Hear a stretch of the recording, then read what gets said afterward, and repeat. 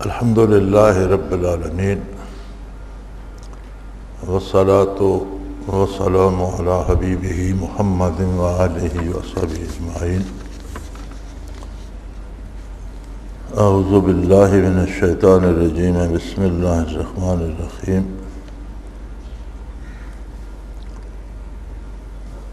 سوال ہے،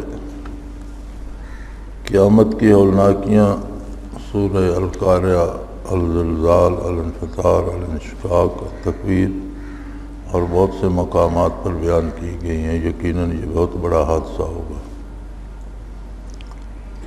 موت کے سانحے میں فنا فی الرسول حضرات کی ارواح بارگاہ نبوی میں حاضر ہوتی ہیں اور ان کا تعلق جسم سے منقطع کر دیا جاتا ہے۔ کیا قیامت کے اس ہولناک حادثے میں ذاکرین قبروں سے ذکر کرتے ہوئے اٹھیں گے اور ریاض الجنہ کا رخ کریں گے؟ کیا ریاض الجنہ میں قیامت کے اثرات ظاہر ہوں گے؟ کیا دنیا کی طرح جنت میں بھی ذکر و فکر کی محافل مشائخ اعظام کے ہمراہ منعقد ہوں گی؟ کیا پوری جماعت اپنے مشائخ کے ہمراہ جنت میں داخل ہوگی؟ بعض اوقات حادثات پیش آتے اور بعض لوگوں کو اس کی خبر نہیں ہوتی۔ روز محشر ذاکرین سال میں بھی ہوں گے کہ نہیں اس حادثہ کی خبر نہ ہو۔ شہداء کرام کے بارے حدیث شریف میں ہے کہ وہ حساب کتاب سے پہلے جنت کا دروازہ جا کھٹکھٹائیں گے، اللہ تعالیٰ کی اذن سے جنت میں داخل ہوں گے۔ کیا ذاکرین بھی بغیر حساب جنت میں جائیں گے؟ وضاحت فرما دیں۔ یہ سارا سوال دراصل ایک ہی ہے، مختلف جملے مختلف انداز میں کہے گئے ہیں۔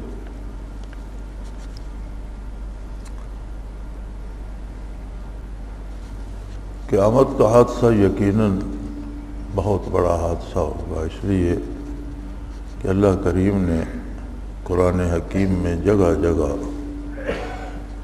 اسے ارشاد فرمایا، اور کسی ایک جگہ نہیں، متعدد جگہ، صرف ان آخری صورتوں میں نہیں بلکہ قرآن حکیم میں بہت سی جگہوں پر قیامت کا ذکر آتا ہے اور اس کی ہولناکیوں کا ذکر آتا ہے۔ لیکن قرآن کریم میں یہ بھی موجود ہے کہ بعض ایسے لوگ بھی ہوں گے جنہیں اس حادثے کی کوئی خبر نہیں ہوگی، جنہیں اللہ کریم اس سے محفوظ رکھے گا۔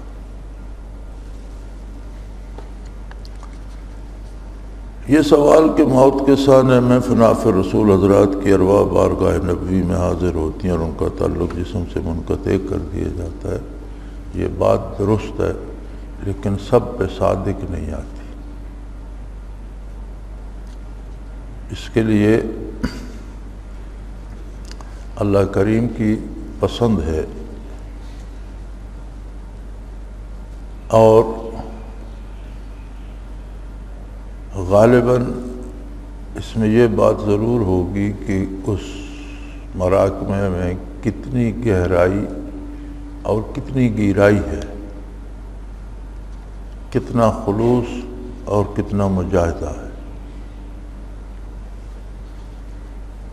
ہر ایک کو تو شاید یہ سعادت نصیب نہ ہو، جس طرح یہ کہا گیا ہے کہ شہداء کرام کے بارے حدیث شریف میں ہے کہ وہ حساب کتاب سے پہلے جنت کا دروازہ جا کھٹکھٹائیں گے۔ یہ تمام شہداء کے لیے نہیں ہے، یہ بعض مخصوص حضرات کے لیے ہے، اور ان چوٹی کے شہداء کے لیے ملتا ہے جو حضور صلی اللہ علیہ وسلم کی معیت میں جام شہادت پی گئے۔ ہر شہید کے لیے نہیں ملتا۔ ہر عبادت کرنے والا ایک سطح کا نہیں ہوتا، ہر ذاکر ایک سطح کا نہیں ہوتا، ہر مراقبہ کرنے والے کا پیمانہ ایک نہیں ہوتا، بلکہ پہلی شرط تو مقبولیت ہے، اللہ قبول فرما لے۔ حدیث شریف میں یہ بھی وارد ہے کہ زندگی میں کسی کی ایک تسبیح قبول ہو گئی، اس نے سبحان اللہ کہا، یا سبحان ربی الاعلیٰ کہا، یا الحمدللہ کہا، سبحان ربی العظیم کہا، ایک تسبیح قبولیت پا گئی تو وہ نجات کے لیے کافی ہے۔ لیکن شرط تو قبولیت ہے، اور قبولیت اللہ کے پاس ہے، ہمارے پاس اس کی رسید نہیں ہوتی۔ جو گناہ ہم کرتے ہیں وہ واضح ہے، ہمیں پتہ ہے کہ یہ غلط ہے اور ہم نے غلط کیا ہے۔ جو نیکی ہم کرتے ہیں اس کی قبولیت کی سند ہمارے پاس نہیں ہوتی، وہ اللہ کریم کے پاس ہے۔ وہ قابل قبول ہے نہیں، اس کی بارگاہ کے لائق ہے نہیں، اس میں کتنا خلوص ہے، اس میں کس قدر ہم نے تضرع اور خشوع و خضوع اختیار کیا، بہت سی چیزیں اس میں کاؤنٹ ہوتی ہیں، اور وہ قادر ہے۔ بہرحال نیکی ہے، ضائع نہیں ہوتی۔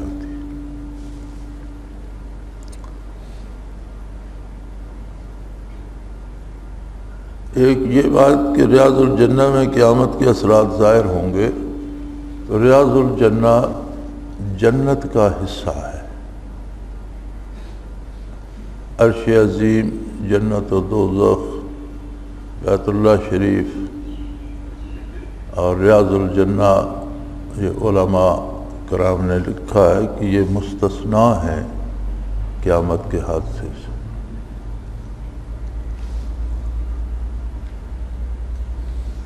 جہاں تک ذاکرین کی نجات کا تعلق ہے تو حدیث شریف میں وارد ہے، حضور صلی اللہ علیہ وسلم نے فرمایا کہ اللہ نے کچھ فرشتے ایسے مقرر فرمائے ہیں جو دنیا میں صرف ذکر کی تلاش میں پھرتے رہتے ہیں، اور جہاں کہیں کوئی ذکر کر رہا ہوتا ہے تو کسی ایک کو بھی خبر ہوتی ہے تو وہ دوسروں کو بھی بلاتا ہے کہ آ جاؤ یہاں ذکر ہو رہا ہے، اور وہ جمع ہوتے رہتے ہیں، حتیٰ کہ پیچھے آنے والے اوپر کھڑے ہوتے جاتے ہیں دیکھنے کے لیے کہ ان آسمان تک جا ان کے سر پہنچتے ہیں، اور جب ذکر ختم ہوتا ہے تو وہ بابرگاہ الہی میں حاضر ہوتے ہیں۔ وہ جانتا ہے لیکن ان سے پوچھتا ہے کہ تم کہاں رہے؟ اللہ کریم ہم تیرے ذکر کی تلاش میں تھے، تیرے کچھ بندے تیرا ذکر کر رہے تھے، ہم وہاں حاضر تھے۔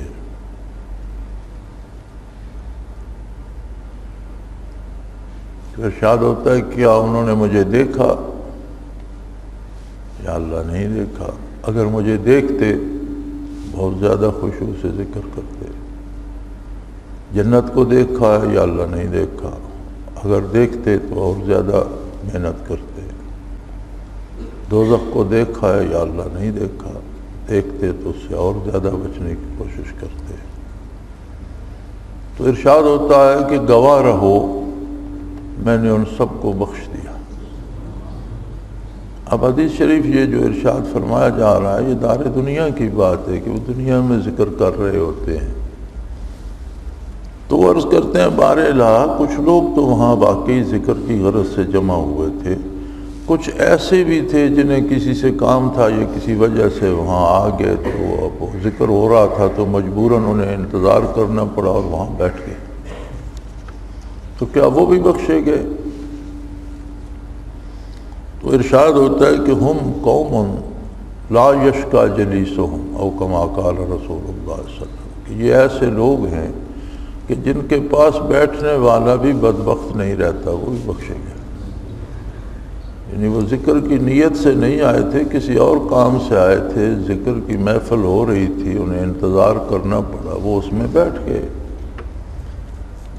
تو ارشاد ہوتا ہے کہ ہم قوم لا یشکا جلیسہم او کما قال رسول اللہ صلی اللہ علیہ وسلم، کہ یہ ایسے لوگ ہیں کہ جن کے پاس بیٹھنے والے بھی بدبخت نہیں رہتے، یعنی انہیں بھی اللہ نے بخش دیا۔ یہ اس کی عطا ہے، اور کون اس کا مصداق بنتا ہے یہ تو اللہ کریم ہی جانے۔ نبی کریم صلی اللہ علیہ وسلم کی یہ حدیث بھی متعدد جگہ وارد ہوئی ہے کہ جب جنت کے باغوں سے گزرو تو کچھ کھا پی لیا کرو۔ یا رسول اللہ جنت کے باغ کون سے ہیں؟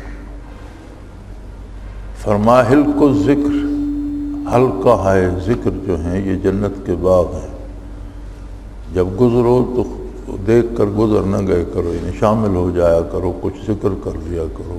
مراد یہ ہے کہ وہاں کچھ جنت کے باغوں سے کچھ کھا پی لیا کرو۔ حلقہ ہے ذکر، حضور صلی اللہ علیہ وسلم کے الفاظ ہیں حلق الذکر۔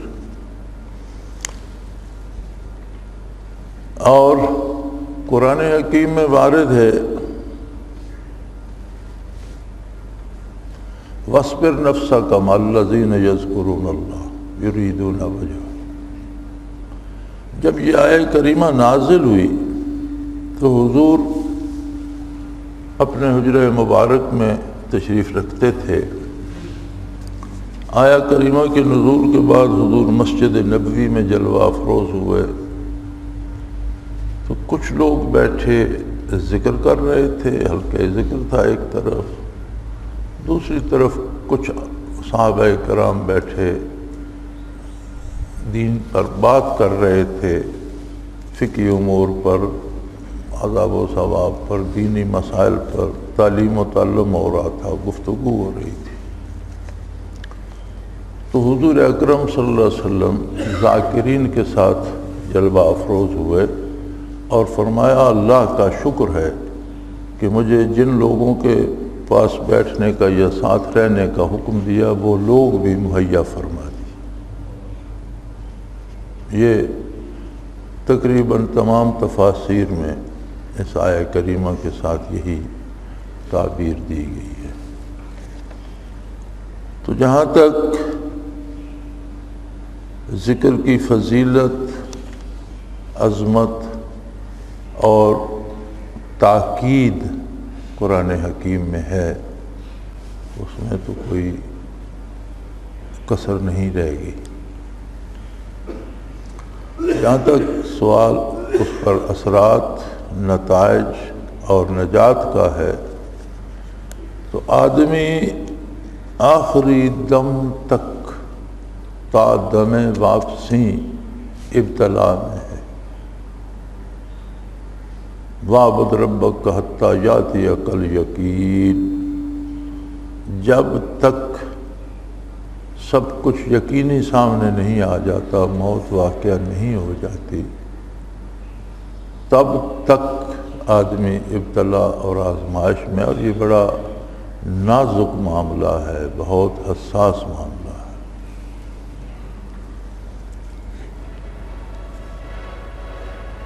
اللہ کی مرضی کہ وہ کسی معمولی سی لغزش پہ گرفت کر لے، اور اس کی مرضی ہو بڑی بڑی خطائیں معاف کر دے۔ وہ بے نیاز ہے، محتاج نہیں ہے، کسی سے اسے غرض نہیں ہے۔ وہ بادشاہ ہے اور بہت بڑی وسیع رحمت کا مالک ہے، وہ کریم ہے، بہت بڑے کرم کا مالک ہے۔ وہ کرم فرما دے اسے کوئی روک نہیں سکتا، لیکن انسان کو مرتے دم تک اپنی سوچ، فکر اور کردار کی نگرانی کرنی چاہیے کہ کسی وقت بھی کوئی ایک غلط قدم ہزاروں میل دور لے جا سکتا ہے۔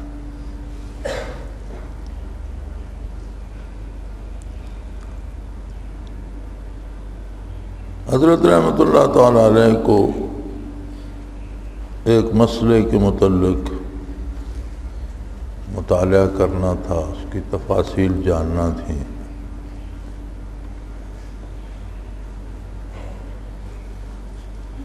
متقدمین میں سے ایک بہت بڑے فاضل کی تصنیف اس موضوع پر تھی، آپ اس کا مطالعہ فرماتے رہے۔ ایک جگہ کچھ اشتباہ سا پیدا ہوا کہ اس جو کچھ یہاں یہ الفاظ ہیں ان سے مراد کیا ہے۔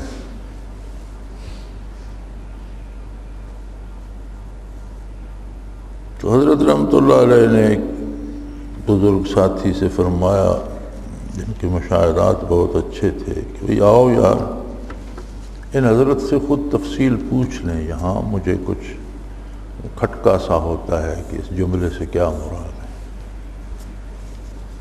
بہت بڑے فاضل تھے، متقدمین علماء میں سے تھے۔ اور بہت عظیم نام ہے ان کا۔ انہوں نے مراقبہ کیا تو عرض کی کہ حضرت ان سے تو بات نہیں ہو سکتی۔ کیوں نہیں ہو سکتی؟ حضرت کی عادت مبارک تھی کہ خود اس طرح کے مراقبات نہیں کرتے تھے، ساتھیوں سے کہہ دیتے تھے یار یہ فلاں سے پتہ کرو، یہ فلاں سے، کہ حضرت بڑا شدید عذاب ہو رہا ہے۔ حضرت بڑے حیران ہوئے، انہوں نے کہا یہ کیسے ہو سکتا ہے؟ عجیب بات کر رہے ہیں، آپ کو غلطی لگ رہی ہوگی، لیکن جب خود توجہ فرمائی تو فرمانے لگے بات تو تمہاری درست ہے۔ حضرت رحمۃ اللہ علیہ کے مراقبات اس وقت عرشی منازل میں تھے، مجھے صحیح یاد نہیں کون سے عرش میں تھے، لیکن عرشی منازل میں تھے۔ تو فرمایا اس پہ القاء کریں کہ اللہ کرے اس کا عذاب ختم ہو جائے۔ اور اس کی حضرت ہتھکڑیاں بیڑیاں لگی ہوئی ہیں، فرشتے مار رہے ہیں، اور فرمایا القاء تو کریں۔ حضرت نے بھی کیا، ساتھیوں نے بھی، لیکن کوئی فرق نہ پڑا۔ تو حضرت نے فرمایا چلو بارگاہ نبوی میں عرض کرتے ہیں۔ حضرت نے بارگاہ نبوی میں عرض کی۔ آپ فرماتے تھے کہ حضور اکرم صلی اللہ علیہ وسلم نے میری عرض کرنے پر ادھر ایک دفعہ رخ مبارک پھیر کر دیکھا۔ حضور علیہ السلام کی نظر مبارک کا پڑنا تھا کہ وہ ہتھکڑیاں بیڑیاں ٹوٹ گئیں، فرشتوں نے عذاب چھوڑ دیا، قبر روشن ہونے لگ گئی، آہستہ آہستہ ان کا جو حلیہ تھا شکل، چونکہ عذاب میں شکل انسانی نہیں رہتی، تبدیل ہونا شروع ہوا، انسانی شکل میں آ گئے۔ تو فرمایا کہ ہم تو یہ مسئلہ پوچھنے کے لیے حاضر ہوئے تھے۔ میں کہا مجھے کچھ یاد نہیں، اور مدت مدید سے مار کھا کھا کر میری ہڈیوں کا بھی چورا بن چکا ہے۔ فی الوقت مجھے کچھ نہ کہو، میرے لیے کچھ کر سکتے ہو تو وہ کرو۔ چنانچہ انہیں ابتدائی مراقبات کرائے گئے۔ فنا فی الرسول تک حضرت فرماتے ہیں جب فنا فی الرسول میں پہنچے تو عرض کرنے لگے کہ اب میرے لیے یہ کافی ہے، اب آپ مجھے چھوڑ دیں، بس میں اس بارگاہ میں ٹھیک ہوں۔ تو فرماتے تھے کہ نبی کریم صلی اللہ علیہ وسلم نے 2 جوڑے لباس کے منگوائے، بہت خوبصورت، ایک انہیں عطا فرمایا اور ایک فرمایا مجھے عطا کیا گیا، لیکن حضور نے فرمایا اس کے لیے رکھ دو، جب یہاں آئے گا تو یہ اسے دیں۔ اب یہ بات ہوئی، بات ختم ہو گئی۔ میرے دل میں یہ سوال رہا کہ ان پر اتنی گرفت کیوں آئی؟ عالم بھی بہت پائے کے تھے اور لوگ ان کی تحقیق و تدقیق پہ آج بھی عمل کرتے ہیں، نیک بھی تھے اور صاحب حال بھی تھے، اور مشاہدات ان کے بہت تیز تھے، بلکہ انہوں نے بعض چیزیں دنیا امور پر آنے والے زمانوں کے لیے بھی نشاندہی کی جو بعد میں حرف بحرف صحیح ثابت ہوئی۔ تو ایک دن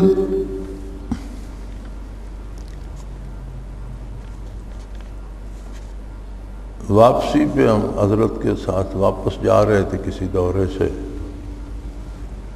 حضرت رحمۃ اللہ چھوٹے چھوٹے قدم اٹھاتے تھے اور بہت تیز چلتے تھے، اور کبھی کبھی یہ ہوتا تھا کہ دندہ شاہ بلاول اڈا تھا، چکرالہ تو کوئی سڑک نہیں تھی، کچا راستہ، اور ایک سڑک بنافذ جی سے بھی کچی تھی، تو یہ پیدل آنا جانا ہوتا تھا کہ حضرت کا ایک شاگرد تھا چکرالہ میں، اس نے گھوڑی رکھی ہوئی تھی، اسے پتہ ہوتا تو وہ کبھی کبھی حضرت کو رخصت کرنے کے لیے گھوڑی ساتھ لے آتا، گھوڑی پہ بٹھا کے دندہ شاہ بلاول چھوڑ جاتا، اور کبھی واپسی کا علم ہوتا تو دندے سے گھوڑی پہ وصول کر لیتا۔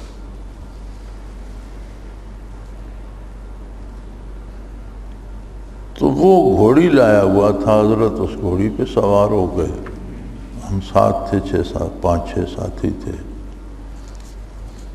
وہ جب آگے وہ کھلی جگہ پہ نکلے تو باقی ساتھی کچھ تھوڑا سا پیچھے رہ گئے اور میں ساتھ تھا، تو مجھے موقع مل گیا تو میں نے وہ جو خلش تھی دل میں کہ ہوا کیا، کیوں اتنی گرفت ان پر آئی، تو میں نے وہ سوال پیش کیا کہ حضرت وہ جو واقعہ تھا تو اس میں ان بزرگوں سے ہوا کیا تھا؟ تو حضرت مسکرائے اور فرمایا کہ انہیں اللہ نے بہت واضح اور تیز مشاہدات دیے تھے، وہ ایک حد تک اپنے مشاہدات پہ اعتماد کرنے لگ گئے تھے جو اللہ کو پسند نہیں تھا۔ فرماتے تھے مجھے بھی حیرت ہوئی تھی، یہ میں نے بھی ان سے پوچھا تھا، تو انہوں نے فرمایا کہ جب موت کا وقت آیا تو میرے سامنے ایک واضح سڑک نما راستہ بن گیا، راستہ دین تھا، قرآن و حدیث کا تھا، مجھے اس پہ جانا تھا کہ اچانک میں نے دیکھا کہ ایک بہت خوبصورت راستہ اس کے ساتھ ایک اور بن گیا، تو میں نے سوچا یار یہ بڑا خوبصورت ہے، اس پہ چلتا ہوں۔ میں نے قدم اٹھایا، پاؤں اٹھایا رکھنے کے لیے، رکھا نہیں کہ مجھے فوراً خیال آیا کہ یہ کہیں شیطان نے نہ بنا دی، میں نے پاؤں واپس رکھ لیا۔ اس پاؤں اٹھانے میں سارے منازل سلب ہو گئے، صرف ایمان بچ گیا جس کی وجہ سے آج نجات ہو گئی ہے، ورنہ ساری عمر کی یہ باتیں، سارے مراقبات، سارے اذکار اس پاؤں اٹھانے میں سلب ہو گئے اور میں آج تک عذاب بھگتتا رہا۔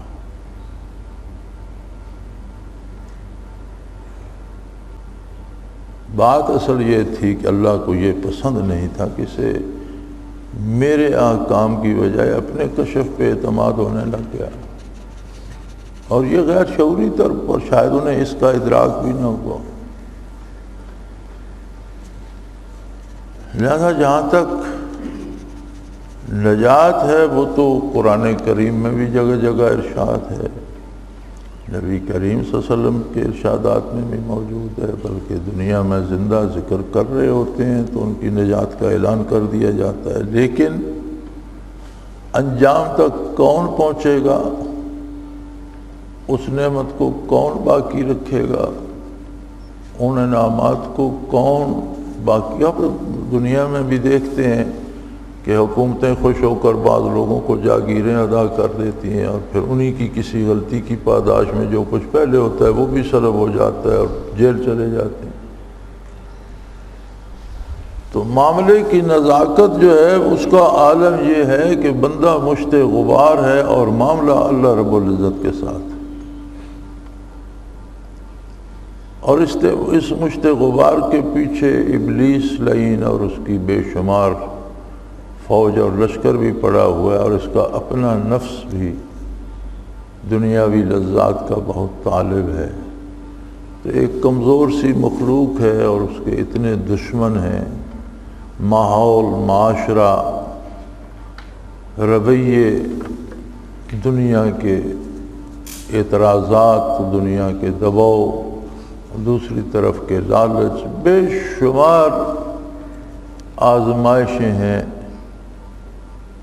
وہ ایک پنجابی کا ہے محاورہ کہ اوکھی جاگ چنہاں دی کوئی ورلا لگ سی پار۔ تو یہ گرداب و بلا سے بھرا ہوا ایک دریا ہے، اللہ کی تائید سے اور اس کی نصرت اور اس کی مدد سے ہی کوئی پار پہنچ سکتا ہے، لیکن جسے اللہ نے استقامت دی اور اس پہ رحم فرمایا اور اس کے مجاہدے کو قبول فرمایا،